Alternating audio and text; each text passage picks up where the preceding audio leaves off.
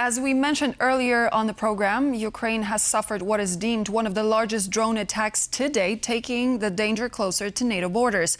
Joining me to comment on the latest is my guest, Gottemoeller, former NATO Deputy Secretary General. Ms. Gottemoeller, I'm very happy to have you back with me on World News tonight. Thank you so much for joining me. Certainly happy to be here. So as we're looking at the largest attack that has taken place to date, close to 1,000 drones were being directed at Ukraine. Many of them fell in western Ukraine, very close to NATO's eastern border. Do you think that these attacks close to NATO countries will be intensifying in weeks to come? Or is there possibly some escalation in the cards, considering the scale and the time when these attacks actually took place? I think that the Russians will continue to be cautious about actually striking, willfully striking NATO territory. They're not looking for automatic escalation by any means at the moment. But with the rapid pace, you're quite right, and the intensity of these attacks, I think that NATO will have to remain alert to these unmanned aerial vehicles, the drones passing into NATO airspace. And it's just something that's an inevitability at the moment. So the defenses have to be on high alert at all stages. As of now, we are looking at two wars taking place, one in Ukraine, one in the Gulf, one in Iran. Considering that based on what we've seen in Iran, we had around 200 experts coming from Ukraine to help with the drone attacks, and seeing those drone attacks take place in real time in Ukraine as well on behalf of Russia. Do you think that NATO is actually learning its lesson from the experiences that Ukraine is going through? Do you think that we are learning actively, collectively, in real time to be able to defend itself if such a possibility took place? Well, the leader of Allied Command Transformation, this is the four-star French admiral who is in charge of looking at change in NATO and innovation in NATO, has raised the alarm just in the last 24 hours, saying that it's absolutely vital for NATO to learn the lessons and learn them rapidly from what's going on through the horrific events in Ukraine, but also through what's happening in the Gulf. And it's very clear that NATO countries, along with the Gulf states, who are using F-16s to try to fight these incursions of drones, that they are in a situation where they're using very valuable assets to cut down drones and defend against drones that cost maybe $20,000, something like that. So the cost benefit, obviously the benefit is great to keep the drones from attacking and killing people in the territory of those countries.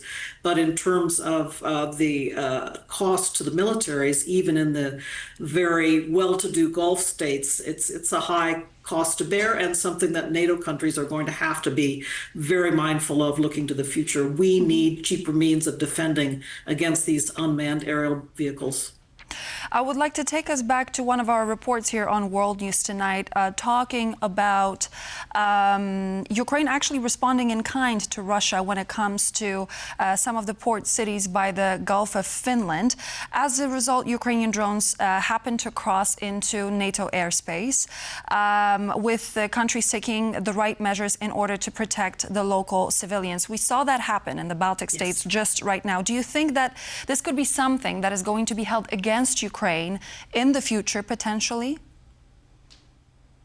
I think that the NATO countries in this regard are very understanding of Ukraine defending itself and retaliating in I think, quite a correct way against the Russian attacks by going after Russian energy infrastructure. And as far as I understand, Ukraine's been quite careful at trying to avoid civilian infrastructure, but going after industrial and energy infrastructure, I think, is quite fair game in terms of retaliation.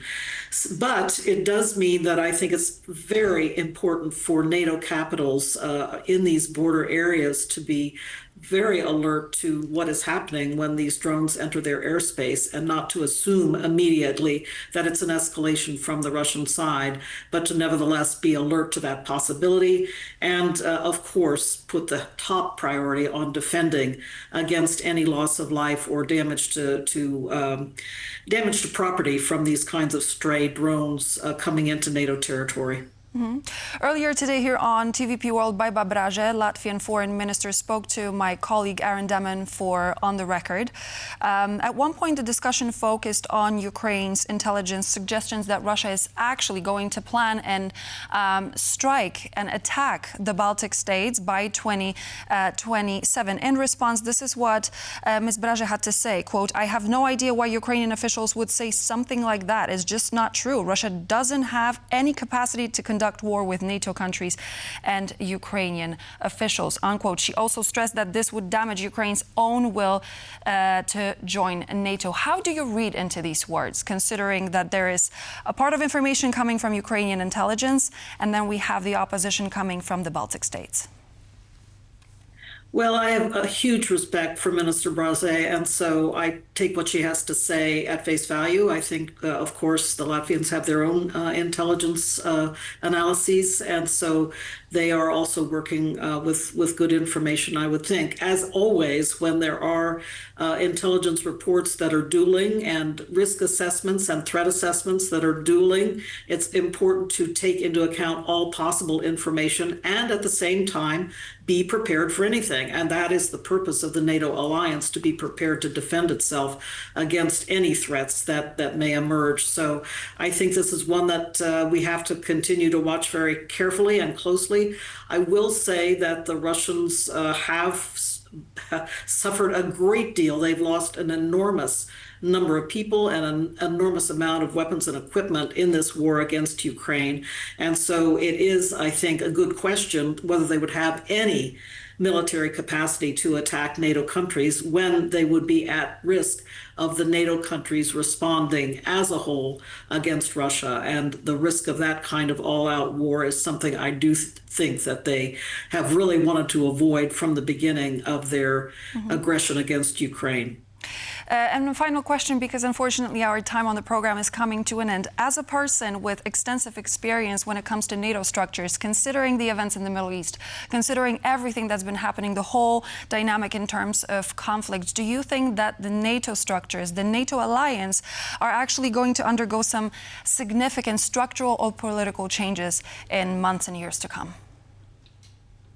What I see driving change at NATO most intensively and rapidly is the innovation that we're seeing in the war in Ukraine, and the way that the cycle of offense and defense is moving so rapidly between drone defense and drone attack.